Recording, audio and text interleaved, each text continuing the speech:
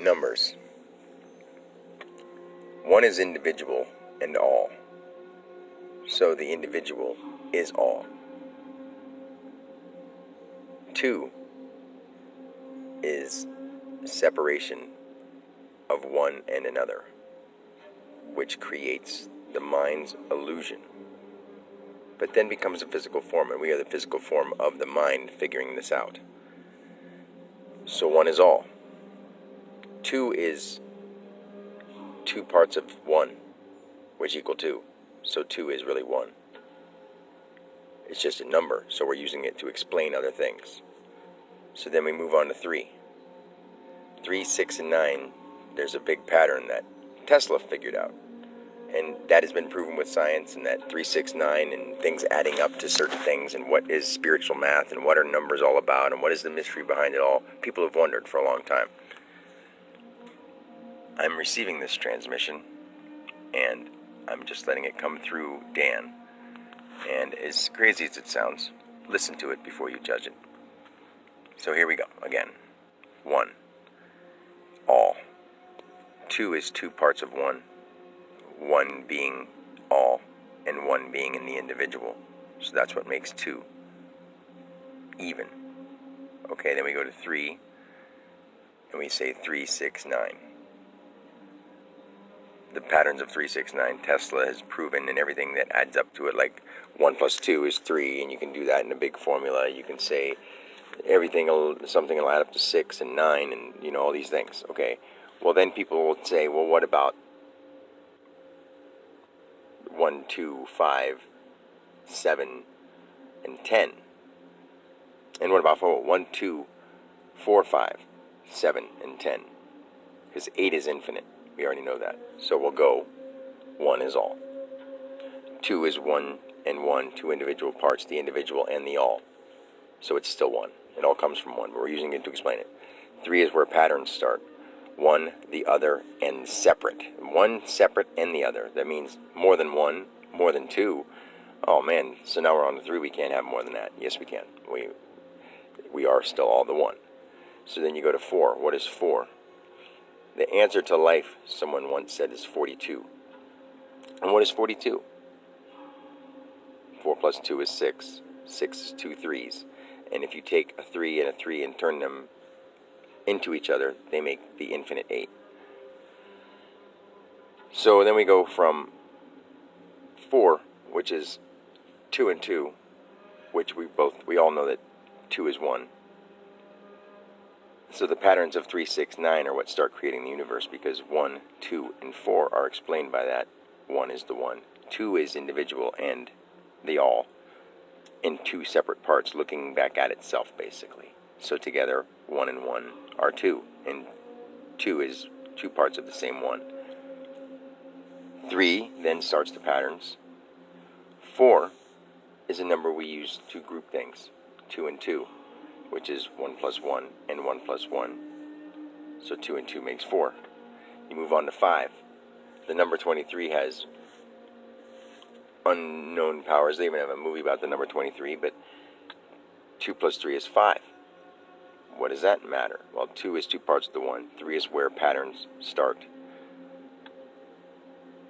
So 5 is just a number that is very well known. You can count by 5s really easily. It's easy to count by 5s and 10s, and I'll get the 10s on it. 10s are a big thing.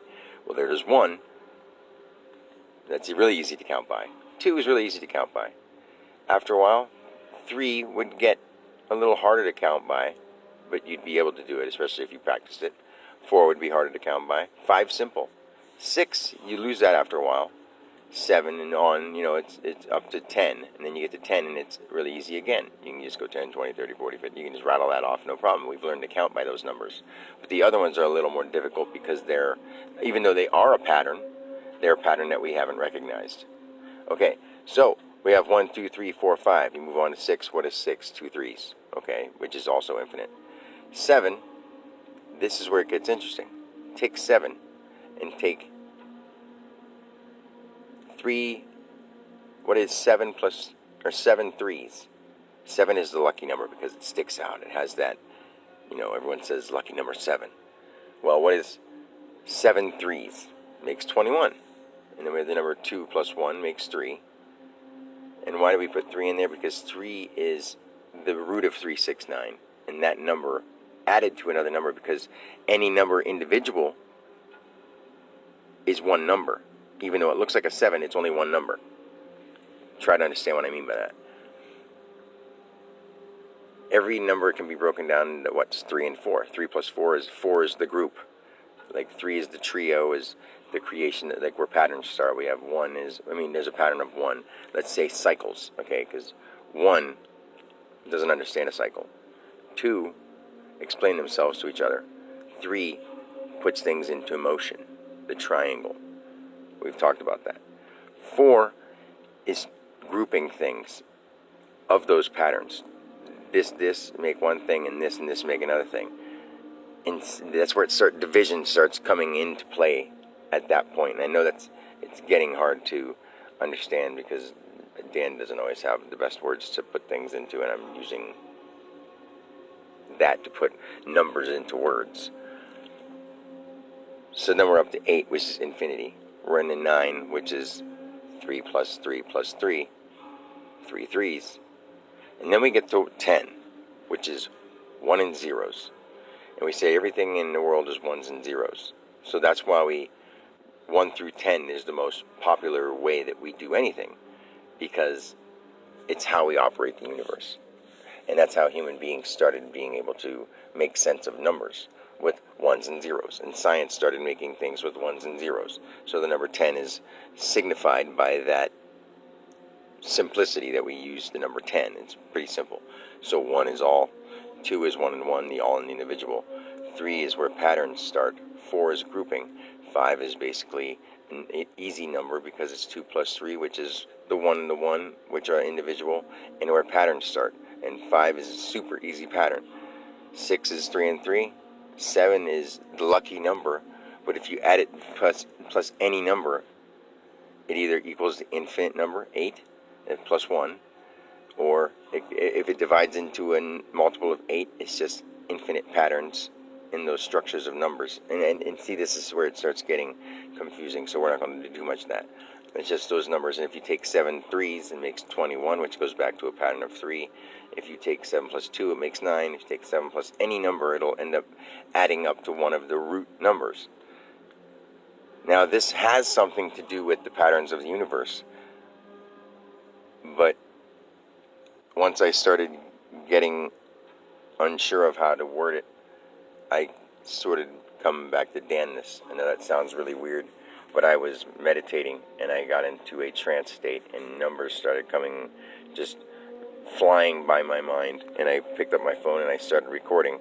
And because I picked up my phone and started recording, I started feeling more like myself, but that transmission of that vibration was there. And I started recording, and as I was going, I started not being able to interpret and put it into words through me, because I haven't ever thought anything about number patterns, and why would I care about numbers? But that's where awesome transmissions happen like that. It made no sense. I was sitting here worried about my kids, and I just figured I was going to clear my mind and listen to some. I just meditated, and the explanation of numbers just popped into my head in people that may sound wild to some people, but when people like Tesla, even Einstein, and those people had all these theories and started writing down numbers, they made sense to them. And then once they could explain them in depth to other people and get equations out of it and show patterns and outcomes, then people believed them. And that's where people followed structures for a long time. And even the people that have said, Einstein was wrong about his theory of relativity, because that's all, that's relative. And then other people have done other theories. But then everyone still credits Einstein, everyone still credits Tesla, and everyone credits Edison, because these are all names of what? The One.